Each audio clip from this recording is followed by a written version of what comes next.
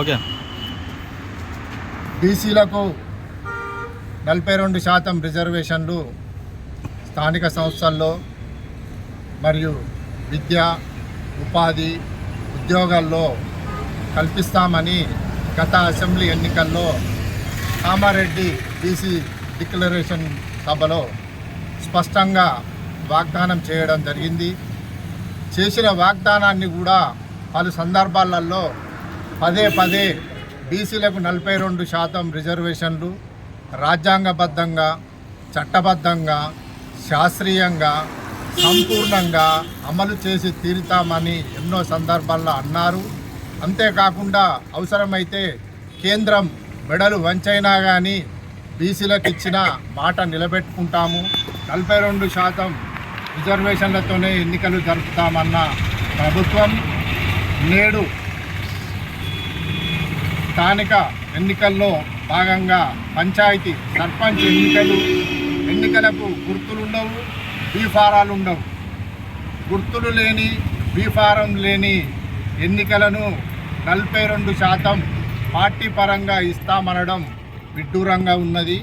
Party పరంగా కాదు మేము కోరుకునేది, చట్టబద్ధంగా, రాజ్యాంగబద్ధంగా షెడ్యూల్ 9లో బీసీ రిజర్వేషన్లను చేర్చి ఎన్నికలు జరపాలనేదే బీసీ సంఘాల, జేఏసీ సంఘాల డిమాండ్ అని సందర్భంగా తెలియజేస్తూ, మరి 42% పార్టీ గుర్తులు లేని, బీఫారాలు లేని సర్పంచ్ ఎన్నికలు జరుపుతామనడం అవివేకంగా భావిస్తున్నాము.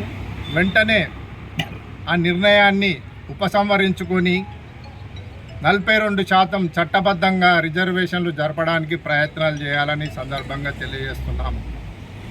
ఇల్లలకగానే పండుగ అయినట్టుగా మొక్కుబడిగా అసెంబ్లీలో తీర్మానం చేసి పార్లమెంటుకు పంపించాము.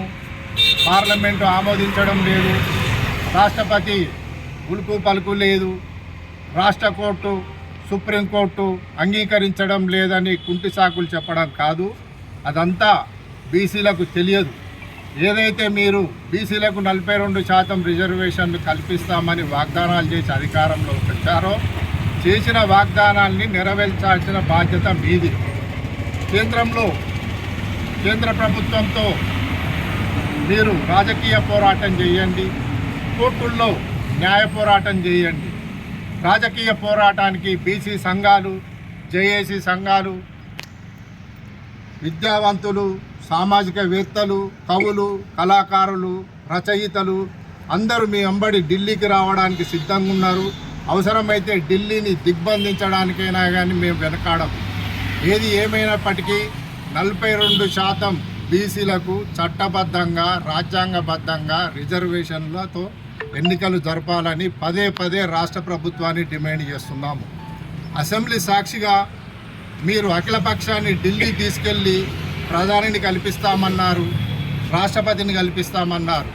మరి నేటి వరకు కూడా ప్రధానిని కల్పించలేదు, రాష్ట్రపతిని కల్పించలేదు.